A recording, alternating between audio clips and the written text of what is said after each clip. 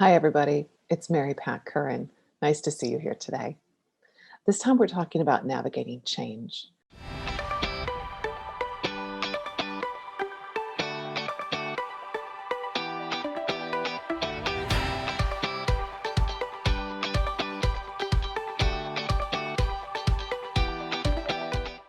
And when I started to think about navigation, I thought of all of the language, tools, and shared concepts that societies have come up with to explain to one another how to get from point A to point B. And looking at Western society, some of the tools that we have that we use the most, I think, are maps. Some language that we've come up with are the cardinal directions like north, south, east, and west, and a shared concept that we have to help us along the way on our path to know that we are headed in the right direction are landmarks. So, navigation is a learned skill. And I learned navigation as a kid. I was lucky enough to grow up in Chicago, which is a great place for learning your cardinal directions because that's how the city is laid out. So it's very easy to get that skill. I was also lucky enough to have parents that like to go for drives around the city and beyond the city to the country beyond. And so I got practice at looking for landmarks and recognizing where I was. And also, they toss the map back and say, hey, find out where we are and tell us how to get to where our final destination was. So I had practice learning these languages, the tools and the skills, and putting it all together so that I can find my way from point A to point B. And usually, if I've been somewhere before, I can usually find it again. Um, I'm just good at that. That's one of the skills that I have.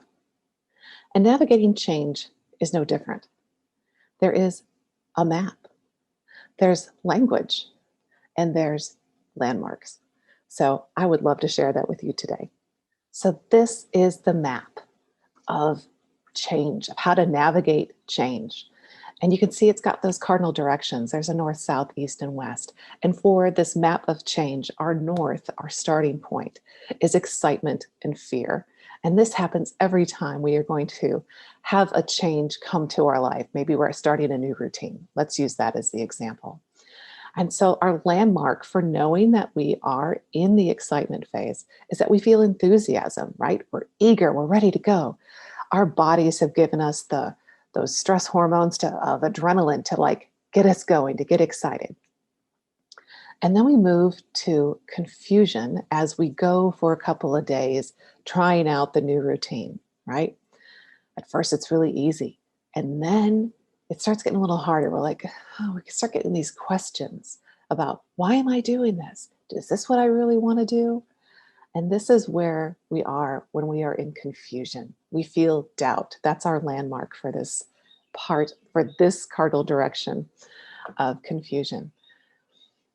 And this is a process, a natural, normal, expectable process that our bodies go through. You see, our bodies are used to keeping us safe the way things were before you started this new routine. And now that you have added this new routine, your body is becoming aware of, hey, things are different. What's going on?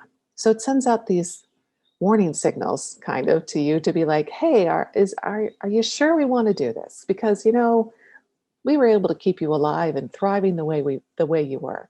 Are you sure you want to do this? So you start having those internal questions about whether you should continue or not.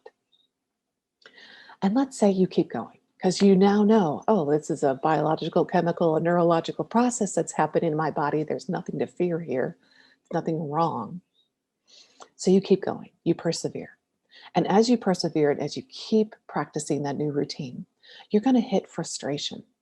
Frustration is that part on the map here that you're not seeing the results that you want to see, or it still takes effort to put this routine in place, right? And so you're going to feel some anger and some annoyance, like, gosh, why isn't this easy yet, right? That's your landmark for frustration.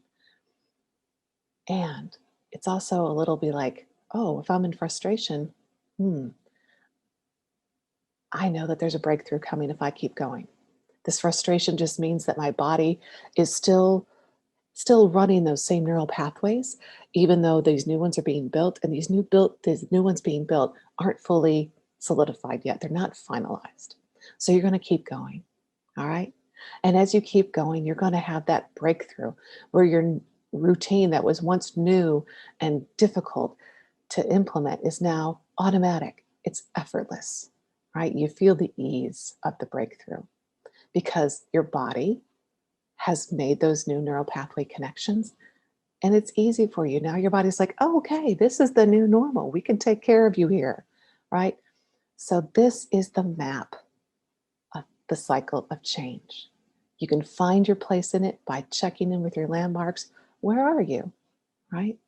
And you might have a lot of different changes going on, and you could be all over the place, but you can use this to help you move through it. So I hope that's helpful for you. Um, it's like having that map that I learned through body mind coaching. Like I didn't, so like I said, I learned regular navigation through growing up. This information was not available to me as I was growing up. I didn't get this information. I didn't have the language and the tools and the shared concepts until I came to body mind coaching. And it has made such a difference for me because it has allowed me to drop the guilt of having to work hard to make new changes become automatic. I dropped the guilt because I now know it's a biological, chemical, neurological process and it has nothing to do with willpower. So that frees me up considerably. And I hope that this helps you as you navigate change moving forward. And I do have a question for you. I have two questions for you that I'd love to interact with you on. So, when you navigate in the physical world, are you really good at left and right, or are you better at knowing where your body is north, south, east, west, wherever you are? That's one of the questions I have for you because I'm curious. And the second question I have is now that you have this map of how you can navigate change, what are you going to do with it? How are you going to use it? I would love to know. So to answer my questions directly, you can email me at intentionalflow@gmail.com or message me at intentionalflow on Instagram and Facebook. And to continue the conversation around navigating change, please join us in the Body Mind Living community. See you next time. This is Body Mind Living with Laura Wick. Thanks for watching.